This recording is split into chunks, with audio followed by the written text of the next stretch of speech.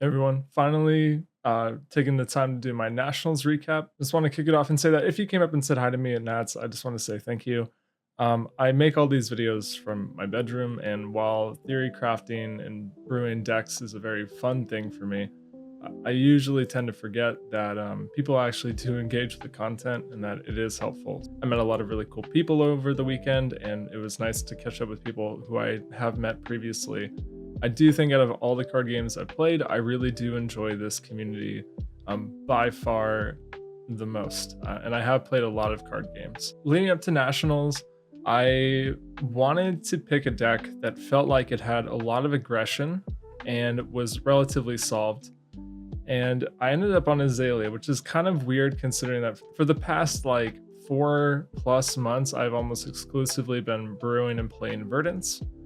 So it seems kind of odd that I went off the deck. And now with the hindsight that Majin won the event and Lucas Oswald made top 8, it really doesn't make any sense. But to clarify my thinking a little bit, I felt like Verdance worked really well into a more solid meta where I was able to hone in with my sideboard and even my main board considerations when it comes to things like Winning Moon versus Aethertide, what style of combo to play, H-Pots versus Fertile Ground, pairing into any of the new heroes, and I am on Verdance, and Earth relatively has a slightly adaptive game plan, and it felt much simpler to play a linear deck like Azalea, where I have one game plan that I enact every single game. It doesn't change. And it doesn't matter if I play against Puffin, if I play against Gravy or Marlin, with the exception of playing around a few different cards. My game plan is I'm going to play, 3 pumps on an arrow and send it at face, right? And so Azalea made sense to me. I played it last year at Nats and had a very successful record. I played it for the Battle Hardened as well, and the Battle Hardened in Tacoma the week after. And these were all very good for me. I basically became relevant on Elo because of those 2 weeks. So I put my reps in on the deck. I even opted not to even play New Horizon because I have seen that build float around, and I put a couple games on it and I said, I don't feel as comfortable. This is my safer list, right? This is exactly what I played last year in Nats. I think it's even built off of the same URL. The only difference is that this year I played Tar Pit Trap instead of Red Bastion. I think I played Red Bastion last year. The only consideration was I liked Tar Pit into Assassin. It's really good against both Slippy and Marionette, so it just seemed to work on 2 fronts, and that was basically it. Almost everything else is exactly the same. The only difference that Sleep Dart was a huge overperformer at the event. I think I played it in almost every single matchup. Let's run through the actual matchups. So round 1, day 1, we sit down against Riptide. I'm not exactly sure what version they're going to be playing, right? You could play against a fatigue style version or like a more aggressive style of the list playing Death Dealer. I hedge a little bit with 61 cards and playing 1 copy of Battering Bolt and just playing like a normal game plan, but just having a couple extra available tall arrows or arrows for fatigue.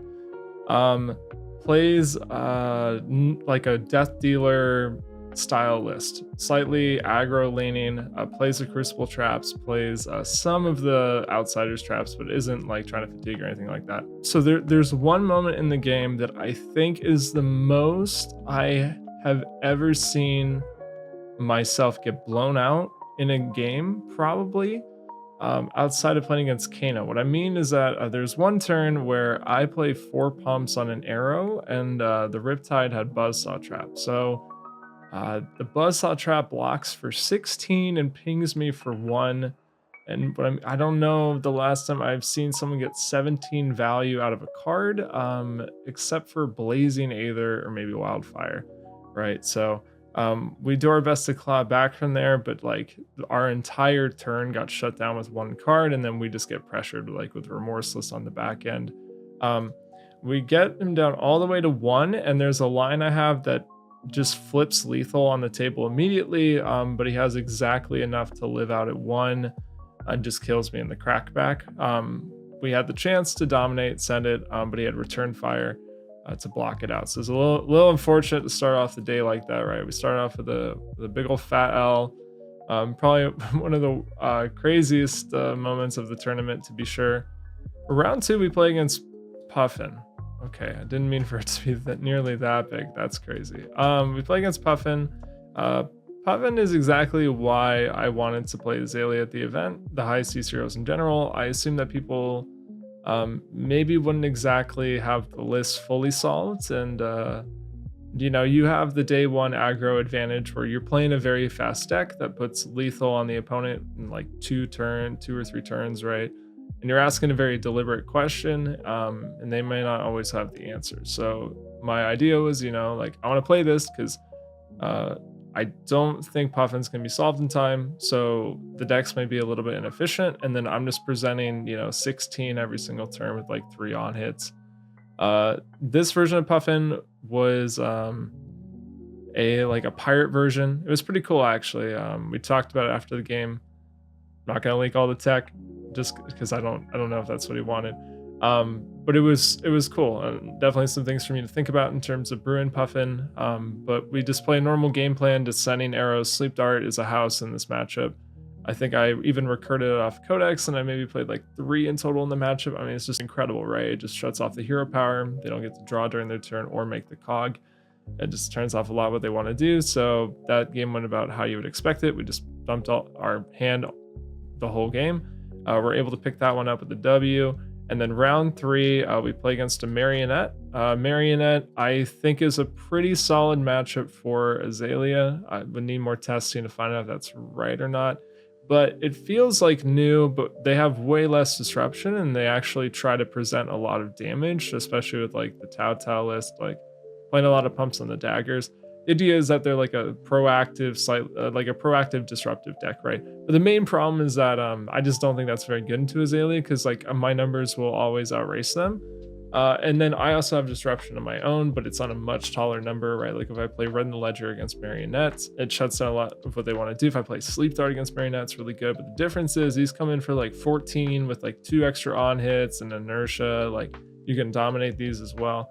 It definitely feels like it could be a coin flip style matchup. Like there's definitely worlds where I just get put under the thumb immediately. But I haven't had a whole lot of trouble in testing, but I didn't really have any problems, and we pick up a W at that one. Rounds 4 and 5, we play against a Kano. So the Cabal was out in full swing at the event. So we're gonna put them down there like that. Adding the Spell Void 2 was a huge difference. So for any long-time viewer of the channel, I'm gonna rack your brain a little bit. At the Nationals last year, I played Majin at the Battle Hardened over the weekend. At this point, I was 5-0. If I won any game past that, they added an extra round because the player cap was so high. I think if they kept it at 7, I'm pretty sure I'm locked. Unfortunately, I managed to crash out and lose the last 3 rounds and get like 10th or 12th or whatever, I can't remember. But Maj and I played one of the rounds, and having just Spell Void 1 would have won me the game and would have locked me top 8. I had 0 Spell Void in the list last year. This year I get to add Spell Void 2, and after playing it, I can tell you I can't believe that I ever played the deck without it. I mean, it is incredible. Even Spell Void 1 I think is really good, but adding the Spell Void 2 I think just shut down Kano entirely. In both games I felt like I was completely comfortable with my life total because of it. I mean, Kindle does add some variance. Kindle and Floodgate specifically, they can high roll into a kill even if you're able to like block out Wildfire mostly. But the first game was really interesting because I'm able to prevent 4? I can prevent 4 on the Wildfire, and I hold back 1 card. He wasn't able to metacarpus it. And what's really interesting is that the Wildfire only connects for 1, which means that, and I still have 1 card, and I'm presenting lethal on the chain. What was cool is that at that point, I'm able to just decide when to AB1 with my last red in my hand and just stop any surge effect, right? So I can let him keep on resolving stuff until maybe there's like a floodgates, and I'm like, okay, I think if I let this hit and you're able to get 2 blues, I might die, but you have nothing floating, so if I stop this, you know, the combo turn is over. So I'll just pitch 1. The floodgates will only deal 3 to me because I'll prevent the 1 amp from the Wildfire, and then like I survived the combo turn. So it was pretty interesting. I had to pay really close attention to the resources to know when that was available to me, because if it goes too far, right, he could just metacarpus and push it over by, you know, and amp it by 2 essentially. So Hopefully that made sense. Basically, I felt like I was in control during the combo turn. We pick up a dub with that one. We repair into Kano. This one was cool because I go second and I play an arrow for 11 with an inertia on it. And in hindsight, I now understand what his hand was. It was 3 cards, a Kindle, and then he had a Wildfire and Arsenal. So instead, he just combos off on turn 2. We spell void it out and block as much as we can. And then the game was actually fairly long. I want to say it was maybe like 6 or 7 turns. He tries to set up another combo because he's able to keep Ragamuffins up, which means that he can have access to like another like clean like Wildfire from hand style combo. And so it's kind of a grinder. We eke it out though, so really not a whole lot of problems there. So we go into day 2, 4-1 in CC. It was odd because I picked a deck that I could practice the least amount of CC on, and that way I could only focus on draft. And I did my homework. I did my runaways drafts. I did my in-person drafts. I tested with some stores that had product. I got to test in the Airbnb. Everyone brought boxes. Like, I think I ran like maybe 4 or 5 drafts the day before, and you know, I was consistently between all these pods, like very comfortably going 2-1 at the very least. You know, we got a 3-0 somewhere or 1-2 somewhere. So going into this, I actually felt pretty prepared, and I thought that I had an edge over a lot of other players that maybe didn't have as much time or resources to practice. I need to remember that in Nats, that's not necessarily true. I make some mistakes, I think, in my draft in day 1. I unfortunately drafted the equipment a little too low. I think I was a little too greedy on things, you know, circulating in the pool long enough for them to reach me. Didn't happen. I play a pretty decent Marlin list. I make a pretty serious game error. In the first game, I just misremember my pitch stack, and it was the difference between sending 2 extra damage with a overpower arrow instead of just sending a non-overpowered arrow and missing out on 2 damage. I won't break down the specifics of that game. It's not relevant or helpful. But I make a misplay in that one. I win the next one, so I locked myself for day 2. And then game 3, I think that one was a little bit more nebulous to me. I think that whatever mistake I made maybe was like way too high level for me to understand. So it's always weird. So drafts, we won the day 1 draft, which is unfortunate. We don't like to see that. Like I said, very bummed because I practiced a lot for drafts, so it's unfortunate what did me in because we run back the exact same record on the next day. I draft Puffin. My Puffin list, I think, was actually really strong. I think some variants got me. I played Chris Ayali round 1. He had like the 102 gravy list. I mean, that thing was insane. I passed him all the cards. It's my fault. I unsurprisingly have a pretty narrow loss to that. I think that there was one decision I could have made where I could have cleared an ally immediately off the table, and it maybe was the correct choice. But overall, it was just a tight game against a deck that was much higher quality than mine. Game 2, we take a win. And then game 3, I play against Samir, but he drafted Dovetail and I got passed to him. So I get blown out insanely hard against that card. My deck is a good draft deck. It's not a deck that's has a Majestic in it, right? So what are you gonna do? Pretty tight for making top 64. I have to win out from here. So we're gonna try our best, right? Round 1, we play against Kasai, and I made a mistake in sideboarding, and I forgot that there is a new version of Kasai that's playing like the draw swords. It's much more reliant on the hero ability. What I do is I sided in Hamstring Shot because against normal Kasai lists, like back in heavy hitters, most of the turns don't involve the hero power, either in terms of activating it or in terms of using the card draw text. So if their turn is just going to be like really clean lines of just like, you know, sword, 1 cost react sword, a Hamstring Shot does actually deal with that pretty well, right? Because a lot of their hands are like really tight resource wise. I think he played like draw swords on turn 2, and I instantly remembered that there is a new version that's doing very well, and I made the wrong decision, right? Because that card should have been Sleep Dart. Sleep Dart actually would be much more effective against that style of list. Basically doesn't let him cheat 2 resources during the turn. At the same time, I think that the matchup is like pretty good for Azalea because you just spit out so much damage. You race very quickly, but you also present a disruption and evasion on your arrows. So historically, I've never really had a huge problem with the matchup. I do get lucky in turn 1 dominate though. I'm put on the play. I think either way it goes well, right? Either I turn 1 dominate and probably close the game out relatively easily, or I go second, just present way too much tempo for my opponent to ever get back from. we snag a W on that one. We then play against Fang.